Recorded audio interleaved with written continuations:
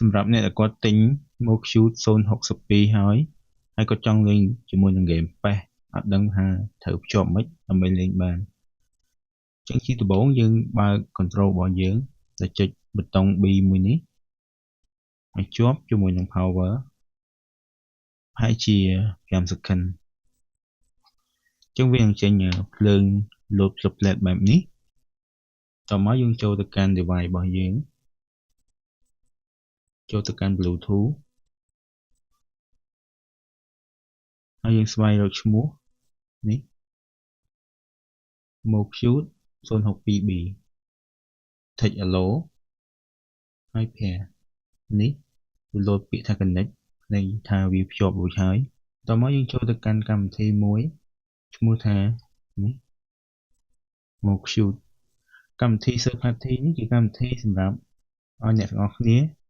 set ប៊ូតុងផ្សេងៗនេះជាមួយនឹង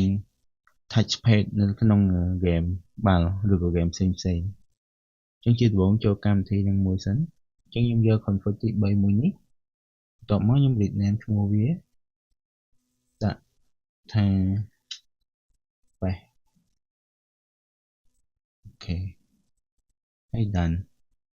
បន្ទាប់មកយើង save មួយទៀតអញ្ចឹងវាចេញហើយឈ្មោះ PES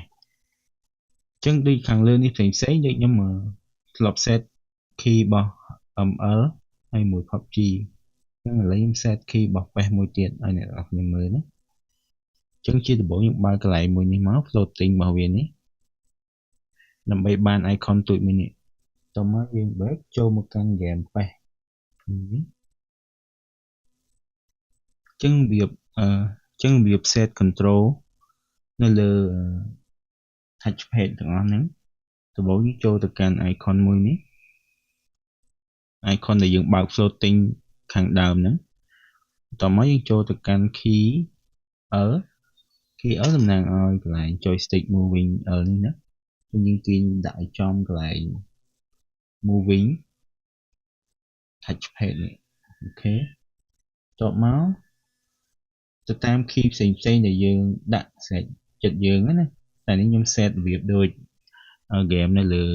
PlayStation 2 អញ្ចឹងណា game PlayStation 2 ជាធម្មតាបើ passe នៅកន្លែងអក្សរគុណឬ A នេះអញ្ចឹងខ្ញុំចុចកន្លែង key នេះមួយបាទតោះចុចអក្សរ A បើយើងចុចលើ key នេះវានឹងចេញសញ្ញាសួរវាអត់ទាន់ set លើប៊ូតុងណាមួយទេតើយើងចុចលើប៊ូតុងមួយទៀតទៅវា set ណាអញ្ចឹង A ស្មើនឹងគុណ passe ខ្ញុំទាញមកកន្លែង pass តោះមកចង់ set មួយទៀតចុចលើ key អ្នកនរគ្នាឃើញវាជាសញ្ញាសួរវាអត់ទាន់ set control អញ្ចឹងសុទ្ធជ្រុង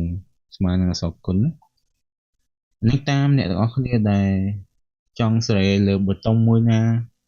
ហើយចុចនៅលើ keypad មួយណាទេអញ្ចឹងរបៀបខ្ញុំ set ហ្នឹង set របៀបខ្ញុំប្រើធម្មតារបស់ខ្ញុំ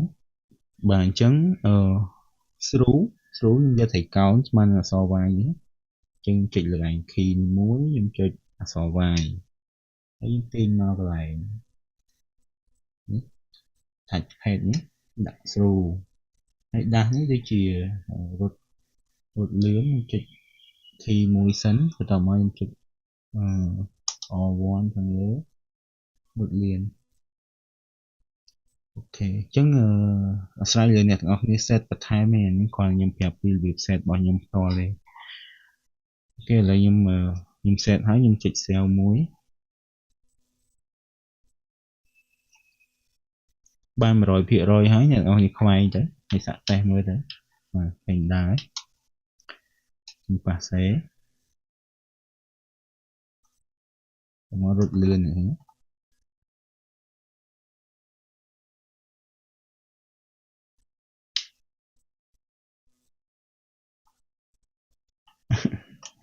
នេះរត់តាមបាល់អូ sweep អូខេឥឡូវ sweep យើង set key sweep មួយទៀតទេ sweep នេះដូរកន្លះកហើយនេះមិនយកតាន់ set ឥឡូវយើង set យើងចុចហើយ icon Moke Shoot ហ្នឹង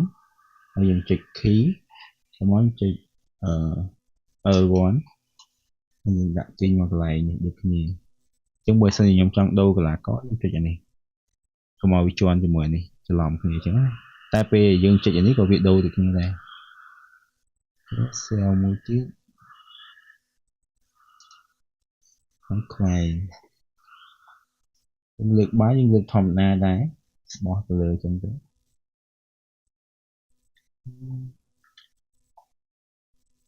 នេះដូរកន្លះកនអត់នេះឃើញរត់តាមយកបាល់ក៏លើនេះដែររត់តាមយកបាល់ចឹងរបៀប set control មក Qt 062ជាមួយនឹង Game Pass មានប៉ុណ្ណឹងបើសិនអ្នកនរគ្នាមានចម្ងល់អ្វីអាច comment សួរបន្ថែមនៅខាងក្រោមវីដេអូនេះ